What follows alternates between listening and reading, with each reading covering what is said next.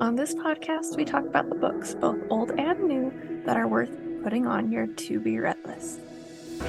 I'll include the back cover synopsis, content warnings, as well as my pro and con list. To avoid any spoilers, head over to my Instagram at enjoylifewithme.angela. I'd love to hear your thoughts on these books. Let's jump in for the day. Starting off the new year, we are talking about Summer Tease by Martha Keyes, which is the fourth book in the Falling for Summer multi-author series. The back cover synopsis says, "Falling for Beau Palmer would be the ultimate crime.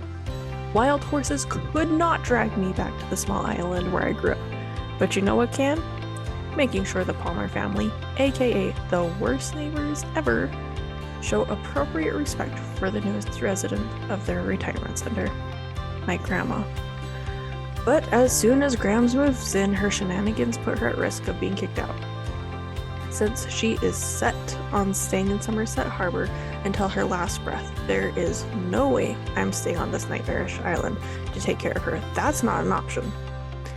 Enter Beau Palmer, the infuriatingly charming local cop who's got the connections to keep Gram right where she needs to be and help me get out of Dodge sooner. But he's got a price, and it requires putting the Sawyer Palmer drama firmly in the past.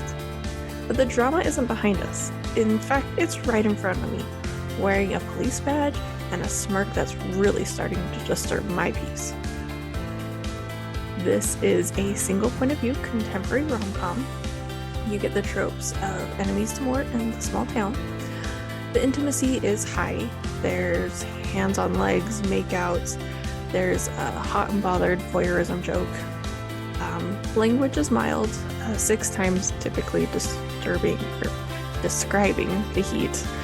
The violence is also mild, mostly just a couple pushes. As far as potential triggers, there is past police work trauma and the family rivalry grudge stuff. The con is that it's a single point of view. You do get chapter at the bonus scenes, but I just prefer dual point of views typically. As far as the pros though, the animosity, hilarious, absolutely great stuff. The one quote that I really liked was that he's taking me on a tour of the island at gunpoint to try and persuade me that it's the best place on earth.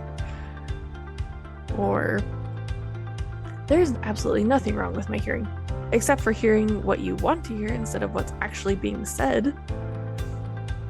But you actually got some insightful comments too, I felt like, where it's, I love my family, but I'm under no illusion that any of us are perfect.